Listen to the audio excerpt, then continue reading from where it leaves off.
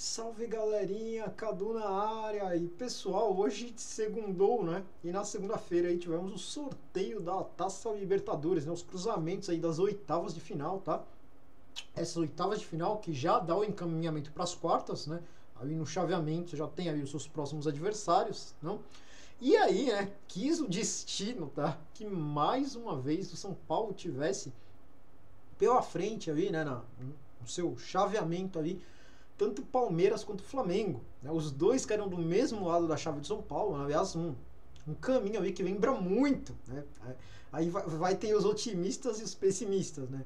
Lógico, os pessimistas vão puxar pela dificuldade, né, do Flamengo, pela dificuldade do Palmeiras, que são aí, durante os últimos anos, aí, as duas equipes mais fortes no Brasil, mas também, se for pro lado do otimismo, né, vai ver que é exatamente o chaveamento da Copa do Brasil do ano passado, né, onde São Paulo também teve que enfrentar o Palmeiras e depois São Paulo também teve que enfrentar o Flamengo. Então, assim, eu até brinquei com um amigo meu, né? Eu falei, imagina, né?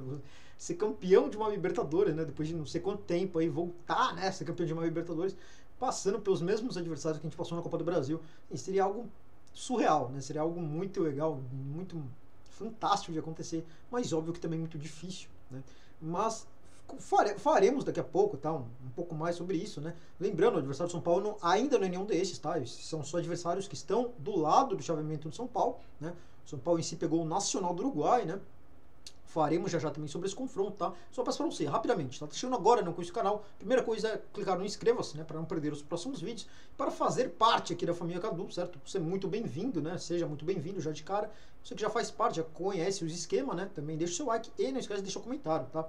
Quero saber a sua opinião. Gostou do adversário do São Paulo? Gostou desse chaveamento? Você tá do lado dos pessimistas ou dos otimistas?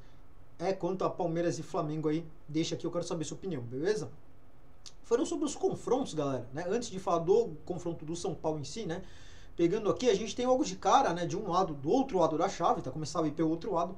A gente tem aí o Júnior Barranquilla e Colo-Colo, né? Um confronto que pra gente não muda muita coisa, não interfere muita coisa. Meu palpite é que passe o Júnior, né?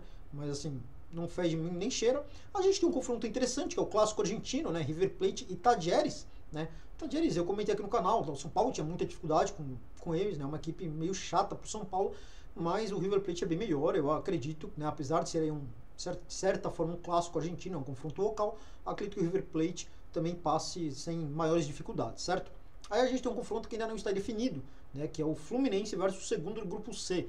O segundo do grupo C que pode ser o Grêmio ou pode ser o Rocha Pato, né? Ali acho que são os dois times que estão brigando ali. Eu acho o Fluminense favorito contra qualquer um dos dois. Tá? Se for contra o Grêmio, obviamente tem ali uma dificuldade bem maior, porque o Grêmio tem tradição dentro da competição, né? O Grêmio tem uma camisa pesada dentro da competição, e é o clássico brasileiro. Um clássico brasileiro aqui, ó, sempre são times que já estão acostumados a jogar sempre juntos, né? Então tem aquela coisa mais local, de um conhecer melhor o outro, pode dar aí um resultado diferente, tá? Mas ainda assim eu acho o Fluminense um pouco melhor que o Grêmio, né? Mas se for o Rocha Pato, meu, se o Diniz conseguir ser eliminado pelo Huachipato, cara, ele vai se mandar embora do Fluminense, tá? Mesmo sendo atual campeão da Libertadores, mesmo tudo isso daí. Porque assim, eu vejo o Fluminense extremamente favorito contra qualquer um dos que vierem aí, beleza? Mas enfim.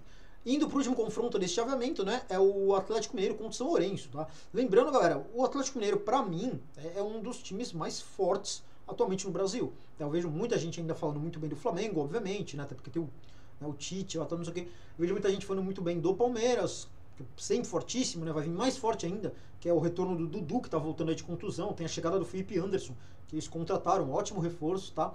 Mas o time do Atlético Mineiro é um time enjoado. O time do Atlético Mineiro, a gente ter muitas peças de reposição, a gente ter, né, ali vários jogadores para vários setores ali. O time do Atlético Mineiro tem alguns jogadores extremamente decisivos.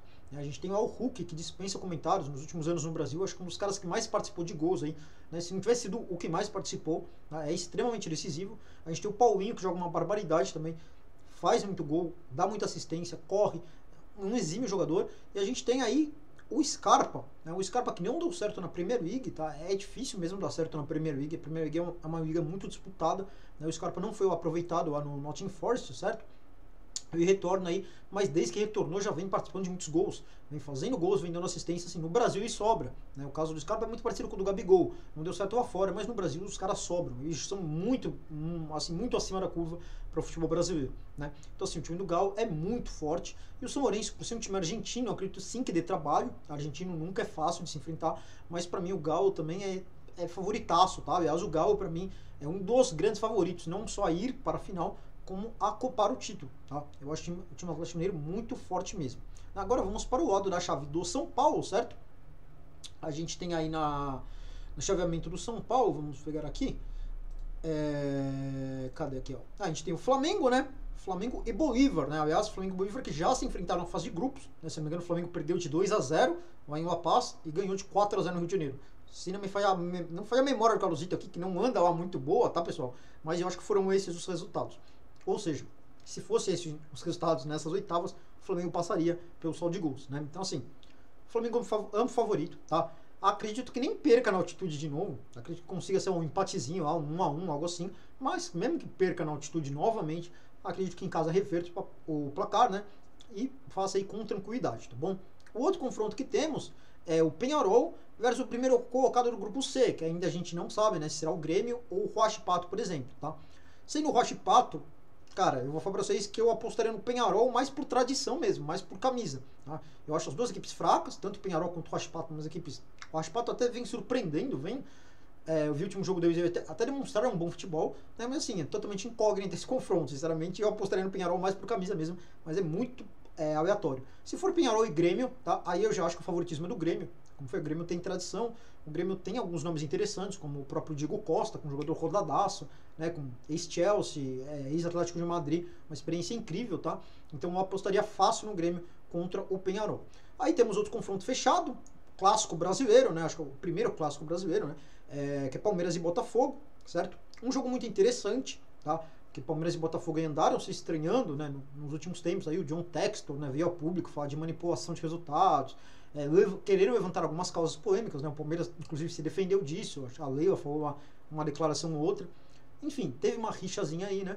Teve ano passado a fatídica disputa, né? Onde o Botafogo abriu 75 pontos de vantagem e conseguiu a proeza de perder esses 75 pontos de vantagem, né? Conseguiu lá, estavam ganhando acho que 3-0 do Palmeiras, um negócio assim, conseguiram tomar a virada, né, por 4-3, o jogo com o Tiquinho, o Soares perdeu o pênalti e tudo. Então assim, cara, o Botafoguense deve estar com o Palmeirense entalado na garganta. O Palmeirense deve estar com o Botafoguense entalado na garganta, por causa dessas declarações do John Textor, né? Então assim, é um confronto muito interessante, tá?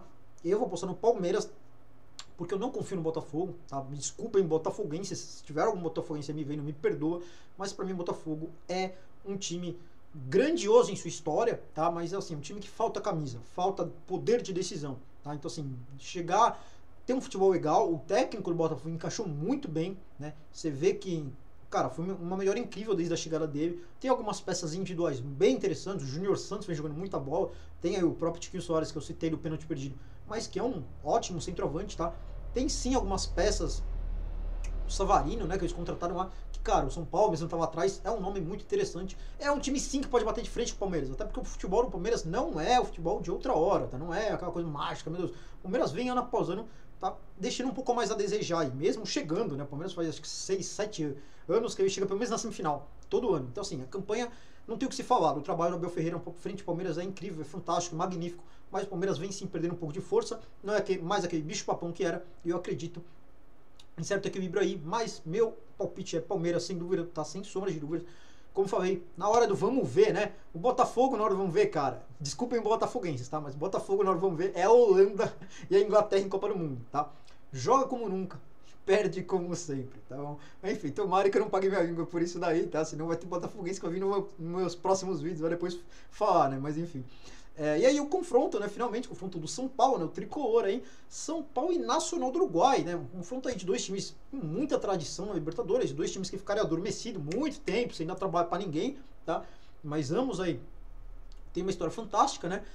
O Nacional do Uruguai é um time forte dentro de casa, tá? Jogar lá no Centenário, né? O estádio do Nacional lá é difícil, sim. Eu não acho que seja das tarefas mais fáceis, né? Apesar do Uruguai não ter altitude, isso é bom, tá? Isso deixa o jogo mais igual, né? Aliás, né?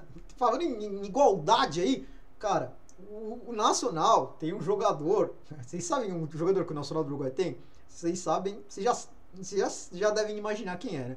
Mas, cara, ele tem um jogador chamado Gonçalo Carneiro. Vocês lembram do Gonçalo Carneiro? Minha Nossa Senhora, tá? Gonçalo Carneiro, jogador extremamente caneludo, tá? O cara tem 2 metros de altura, parecia jogador de NBA, né?